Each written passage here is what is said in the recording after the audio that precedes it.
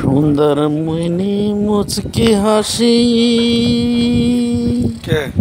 সুন্দর মিনি মুচকি হাসি দিল এক বাটি হাড়িয়া খাইকে ও নালাই গির গেল রে, হাড়িয়া খাইকে ও নালাই গির গেল রে। সবাই হাড়িয়ার কথাটা জানি, কিন্তু হাড়িয়া প্রসেসিং অর্থাৎ হাড়িয়া কীভাবে বানাতে হয় আমরা কেউ জানি না।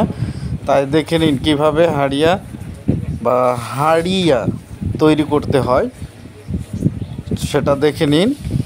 প্রথমে ভাত রান্না করে এরকম ঠান্ডা করতে হয়।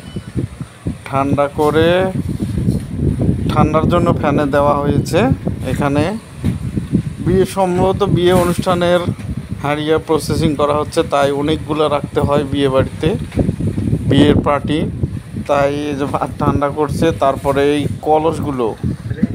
কলসগুলো দেখুন কয়লার উপরে দেওয়া রাখা আছে, যাতে তাপমাত্রা দিয়ে জীবাণুমুক্ত করে নেওয়া হয়।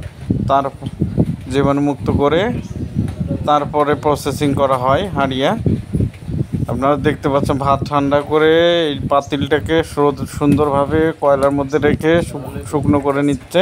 তারপরে এই ভাতের সঙ্গে এই হাড়িয়ার যে ওষুধটা আছে, আক্রান্ত ওষুধ, সেই ওষুধটুকু মিশিয়ে নিয়ে সুন্দর করে ভাতের সঙ্গে মিশ করে এই পাতিলের মধ্যে রাখা হয়।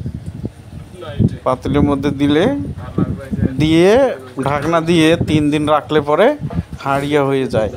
আপনারা অনেকে হাড়িয়ার গান শুনেছেন, হাড়িয়ার কথা শুনেছেন, কিন্তু এখনও কীভাবে হাড়িয়া প্রসেসিং করতে হয় তা আপনারা জানেন না হয়তোবা। কিন্তু দেখে নিন ভিডিওটি, কীভাবে হাড়িয়া প্রসেসিং করতে হয়। আসলে হাড়িয়া প্রসেসিং করাটাও খুবই সহজ কাজ, কিন্তু ওষুধটা জানার ব্যাপার। এই যে দেখতে পাচ্ছেন ভাত, এই ভাতটিকে রান্না করা হয়েছে শুকনো ঝরঝর করে এবং ফ্যানের মধ্যে রাখা হয়েছে, যাতে এই ভাতের মধ্য থেকে পানি, যেটা জলীয় বাষ্প আছে, সেটা বাতাসে উড়ে চলে যায় এবং ঝরঝরে হওয়ার পর যখন ওষুধটাকে দেওয়া যাবে, তখন